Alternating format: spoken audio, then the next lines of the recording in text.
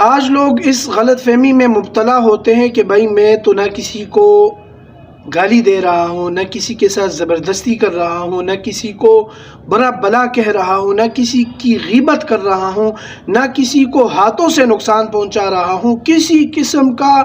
کوئی گناہ مجھ سے سرزد نہیں ہو رہا، اور اس غلط فہمی میں وہ مبتلا ہوتے ہیں۔ لیکن میرے بھائیوں دوستو، آپ اگر سوشل میڈیا کا غلط استعمال آپ کر رہے ہیں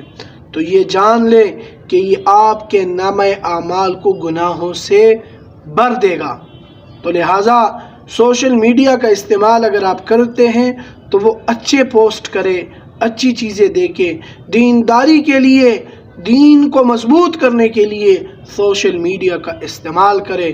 اور ان خرافات چیزوں سے اپنے آپ کو بچائیے، ان عریانیوں سے اپنے آپ کو بچائیے۔ اللہ تعالیٰ سے امید ہے کہ اگر آپ اس کو صحیح استعمال کریں گے تو آپ کا نامہ اعمال نیکیوں سے بھر دیا جائے گا۔